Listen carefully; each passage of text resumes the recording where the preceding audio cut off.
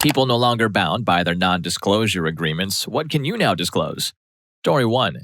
My best friend worked at a roadside attraction near Chattanooga, Tennessee called Ruby Falls. There's something else called Ruby Falls elsewhere in the country. It's supposedly a waterfall inside a cave. Of course, the trail to the cave is redone with all sorts of rock brought in from around the world. I think they've owned up to that part now. But the quote-unquote waterfall is barely a trickle naturally, only in the wetter season. They've run a pipe up there to supplement the falls, hidden by cracks and crevices and cemented over and powered by a pump off to the side, which you can't hear when the water is splashing down from 100 feet overhead. It's 99% from the city of Chattanooga or maybe Lookout Mountain municipal water supply. Of course, with such a wet area, old electrical wires going back to the Great Depression and 300 feet underground, it sputters or shorts out and stops every now and then. The first rule in the falls room is make everybody leave immediately if the power goes out, not for safety, but because the fable agreed upon will be shown as fake. Story 2. Moments after I was unceremoniously fired because my tech skills were found to be insufficient, the bosses who fired me demanded to know where the whereabouts of a hugely important computer file I had worked on. I refused to help them. I even cited the exact language of the NDA, the non-disclosure agreement I was compelled to sign. I am prohibited from disclosing details of my employment with anyone, including past and current employees of the company. I expounded, adding, so ask someone who works here because I don't. It was a great FU moment that I still cherish 5 years later. But now I think I can disclose the truth. I only hid behind the NDA language because I had no clue where to find their damn computer file or even where to look. I suck with computers. Story 3. My graphic designer best friend won my town's Design the Centennial logo contest, despite having never set foot in the town. I worked for the radio station and just interviewed one of the organizers who lamented that there weren't very many entries. So I called my friend and said, "Want in on this?" He said, "Sure." As he did live on the other side of the country then, I spent the next day texting him photos of the town for inspiration. Anyway, when he won and they found out he was a professional graphic designer who lived on the other side of the country, they made him and me sign a non-disclosure agreement because the town was afraid people would think they brought in a ringer. Story 4. I was a contractor for the National Aeronautics and Space Administration, NASA. I still fully support the agency, but I was extremely bugged when I learned that each separate NASA center, for example, JPL, Kennedy, Ames, and Goddard, hides many of its inventions and breakthroughs from the other centers, so that when headquarters is ready to assign a big mission and a lot of dollars to one center, they have a better chance to compete over the others. Look what we invented. Ames can't do this over there. Give us the next moon orbiter. The downside is that there is a ton of reinvention and duplicated efforts going on. Sometimes years of work go down the drain when another center does the same thing, but faster. My perspective was, you all work for NASA, share knowledge, and collaborate. I was frequently ordered to tone down anything revealing when speaking to other centers. Story 5. I used to do data analysis of revenue management for some big companies. Many companies have no clue about their data or their revenue streams. I'm talking several $1 million of revenue disappearing in the pipeline and no one knowing what happened with it or even care, really. There were multiple times I had to inform clients that we had huge gaps in their costs and we needed to find the missing numbers somewhere to make our final reports correct, and was met with the paraphrased reply, just sprinkle the missing costs over the existing ones.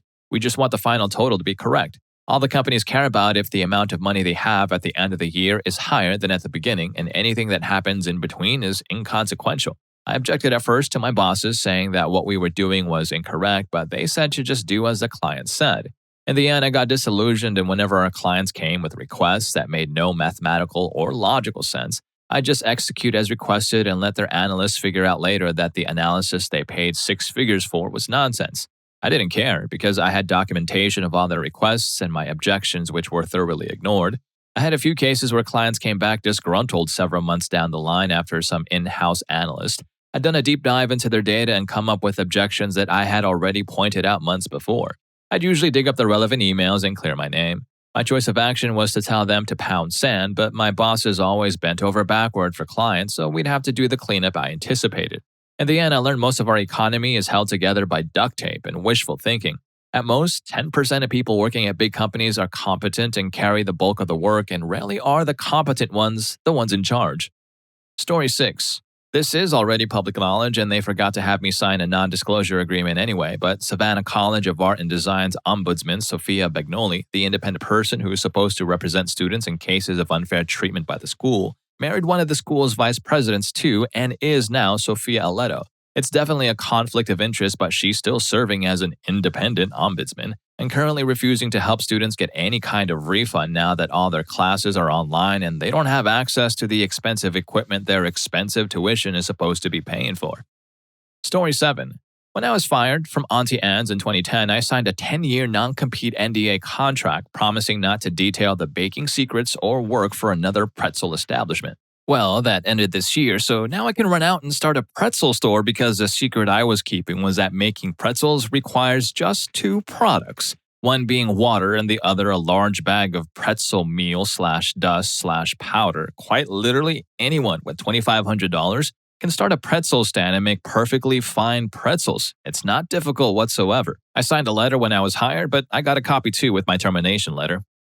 Story 8. Alright, I think I'm finally ready to let the world know my secret. If you've ever used VeriSite, the loading spinners you see when the report loads aren't waiting for anything, people keep complaining that reports were coming back too fast. So it must not be working right. It doesn't take long to complete a few hundred Google searches simultaneously, so the loading spinner just makes you wait a few seconds longer so it feels like more is happening. So glad to finally get that off my chest. Story 9. The owner of the company is an absolute psycho. They have been trying to hire developers for years and despite paying well, they just can't keep them. I quit after 3 days. I was trying to help out on a high priority bug on my 3rd day when I said, all the requests to X endpoint are failing. To which he replied, I see 1 out of around 500 requests succeeding. Does that sound like all to you? He then called a company-wide all-hands meeting and proceeded to tell everyone how important it is that we all speak carefully, and that we don't need incompetent people like me lying to the company, making it harder to diagnose issues. I told him to go F himself and quit on the spot. Turns out the company has a long history of this. My boss, who had been there for 2 weeks, had tried to quit the week prior but was convinced to stay on to meet me. He left a few days after me. A few people got together and tried to tell the owner that he needs to watch how he talks to people, and he blew up on them about it too. I later heard that I was something like the 10th person to quit within their first month in a row. The sad truth is that the dude actually seems pretty smart, but he's been acting like a megalomaniac while he pisses his money away and abuses his employees that are, for whatever reason, unwilling to leave. Story 10. McDonald's made me sign an NDA regarding a robbery that took place during a graveyard shift. They made me take a frickin' polygraph test because they thought my ex and I were involved due to the simple fact that I had stopped by that day to pick up some documents. I was a manager. I had business to do. F you, McDonald's. I was around 19 or 20 years old then, and this was almost a decade ago. I was pretty naive. By the time I realized this might have been illegal, I mentioned it to a co-manager and she advised me to not bring it up again so as not to involve myself in trouble or damage my future job prospects. I worked at a franchise located in a rural area with an almost entire Latino population where everyone knows each other. I took home some of the weekly schedules and production projections for highlighting. They would make me do this stuff weekly. The store manager in charge would allow me to do this every week.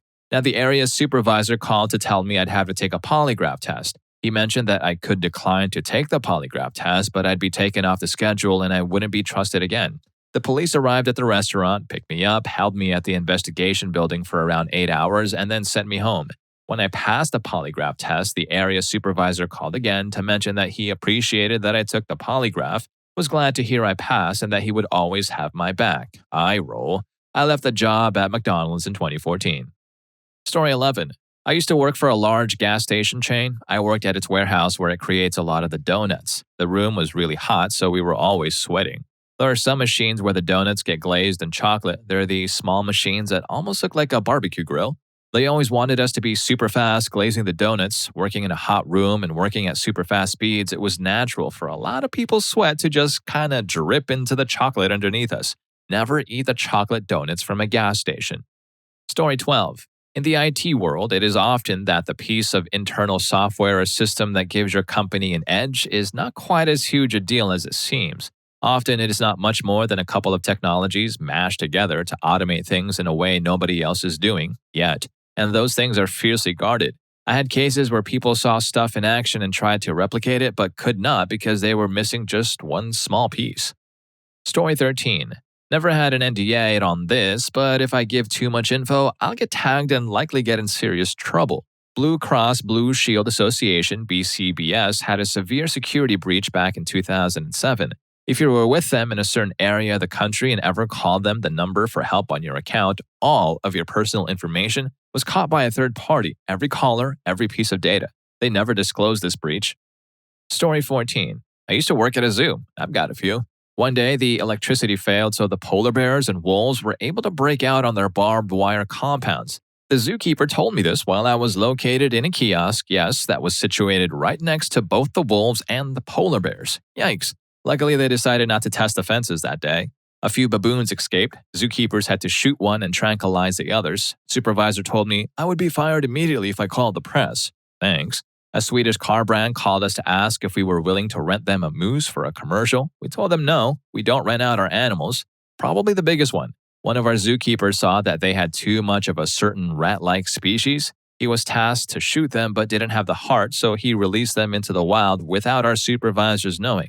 A few years later, we have reports of these animals actually destroying our dikes. Oops. Had to keep them a secret while working there, but I've been working other jobs for a few years now.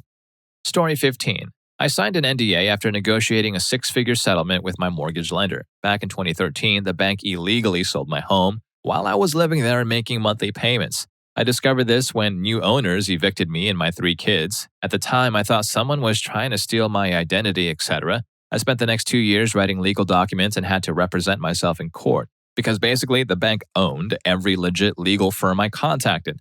Also, the first lawyer I hired took my last $7,000 and was promptly disbarred for misconduct with previous cases. I had no money, no home, but I had a laptop printer and access to the county court law library. We were about a week away from selecting a jury when we came to a settlement agreement. In the end, each of my kids, now in their 20s, got an inexpensive new car, and I live at the beach. Which bank, you might ask? I can't tell you the name, but might I suggest that it rhymes with case? They settled because they were worried that if the case went to trial, it would become public.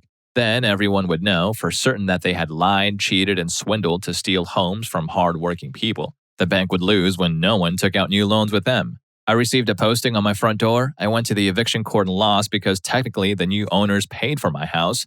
I was given 7 days to move all my stuff, had lived there for 13 years, or face the sheriff. I had 3 kids. I didn't want the drama of handcuffs, so we packed and moved and sought relief through the court system. Story 16. I used to work for a construction company in rural Texas, and man, we did so much shady stuff. Honestly, my boss was like the Joe Exotic of construction, always calling us the N-word, cussing us out, and threatening to fight us. None of our haul trucks could pass a state inspection because he was too cheap to fix them up. He never paid his taxes on any of the track hose. Anytime the taxman would show up, we would have to drive all the equipment deep into the woods just to hide them. He always paid the OSHA, the Occupational Safety and Health Administration inspector, off because he knew our shops couldn't pass inspection. We had mountains of scrap metal in the woods, mountains of old oil buckets stacked in the woods. We had an old rail car in the back that was full of oil and hydraulic transmission fluid. The cap was off, so when it rained, it overflowed and would just drain into the earth. I can't count how many times we would get some equipment in and he would tell us to dump the fluid into one of the ponds. We always had guys up there trying to sell illegal stuff and telling you my 3 years there were wild. Story 17. A popular dog kennel I worked for would have people leave their dogs for long periods. Dogs would stop eating. They wouldn't tell the owners this. People would leave beds and special toys and treats for their pets thinking they'd get these items, a little slice of home. These items would go in a trash bag and they would be set aside and treats would be thrown out. They used the excuse that it created too much laundry and that having personal items in a dog's kennel made them aggressive and protective over their stuff towards both humans and other dogs. Okay, but no, these are people's pets, they're not frickin' wolves. Short of making a Facebook post that no one would see, I had no real way of telling the public and risking some bullshit lawsuit because I signed an NDA like a dummy. But I told everyone I knew with a dog to tell other dog owners not to send their dog there. Your dog can't tell you what happens when you're not around. Dogs would run into us with their tail wagging because they like their yard workers, but the conditions overall weren't great. Dogs are so good and loyal. Small spaces and loose regulations on how many dogs you can have at once. It still boils my blood when I drive by. Hopefully, things are better there now. Story 18. It's not an NDA, a non-disclosure agreement. It's a secrecy agreement with the DoD, the Department of Defense, that elapsed after 25 years.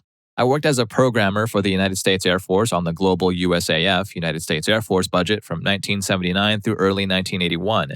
There was a period of time after Reagan became a leading candidate, but before he won the election or took office.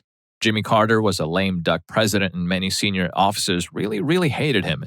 During this time, the United States Air Force had flown the B-1. Not the B-1A, not the B-1B, this was when it was just the B-1. People had spent a significant portion of their careers working on delivering the B-1 program. They really believed in the B-1 as a strategic long-range supersonic bomber. Jimmy Carter hated the B-1. He viewed it as a wasteful, unnecessary, bloated program designed to keep the builders afloat at the expense of the taxpayer. He had canceled the project in something like 77, but a couple of flying examples were available but never to see service. Now, Reagan loved the B-1. It was everything he loved about our military programs: fast, sexy, high-tech, and better than anything the Soviets had. All of that being said, here's what happened.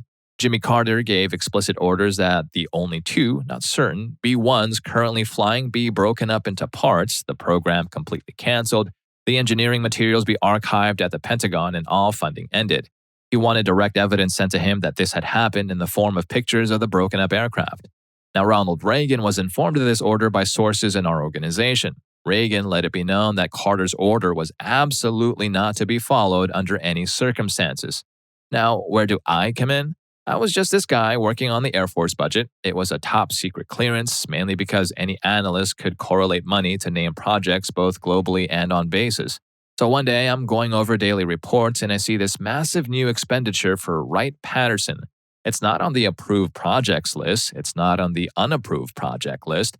So clearly it has not gone up to Congress, yet the money is actually in dispersal. So I go to my boss and I point it out. It doesn't belong there, so obviously it's a mistake. He agrees and we reverse it.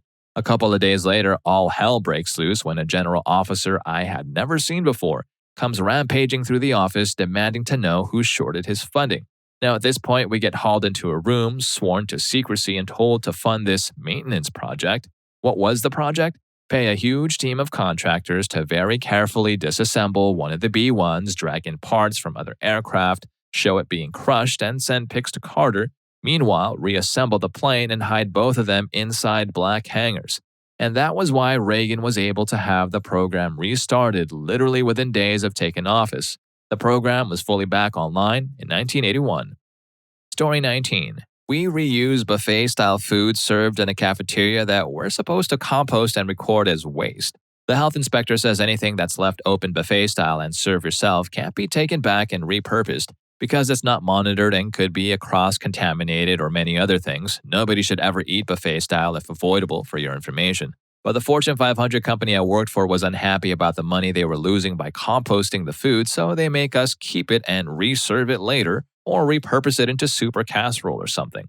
Personally, I never did this and just waited for my boss to leave and compost the food, but others I worked with were too worried about losing their jobs to go against orders. I didn't want to be fired, but felt morally obligated not to feed people food that was meant to be garbage, so I just sneakily tossed it out when nobody was looking because I got paid really well there. We all had to sign NDAs saying we wouldn't tell the media or non-employees about recipes and procedures that covered leftover food and food waste. Eventually, my boss discovered what I was doing and I stood up to him about not willing to reuse garbage as food, so we agreed that I just quit because while they could force me to not talk about it, they couldn't actually force me to do something illegal for my job, and I was clearly refusing to do it. Story 20. I was in the military from 07 to 09. The unit I landed in had the second highest suicide rate and the lowest re-enlistment rate out of any unit in the entire military. 3 people jumped from the 3rd deck of the barracks, and I got a table thrown at me the day I got to the unit. On a training exercise, I got kept awake by a rotating shift of people for 5 days straight. Our NCOs, non-commissioned officers, poured salt water down the barrels of our cannons so we would have something to do. I had to walk around a convoy of vehicles for 4 hours while everyone else got to sleep because I missed a platoon meeting that I didn't even know existed. I got pulled off a firing range, so I wasn't there for the briefing. I stood 2 separate fire watch shifts in one night because I didn't have my gear 15 minutes before a platoon formation. It was in the back of my Humvee that the admin took to go get us chow. I wasn't present when they said to go get your gear out. Last, I'd been told to leave it there.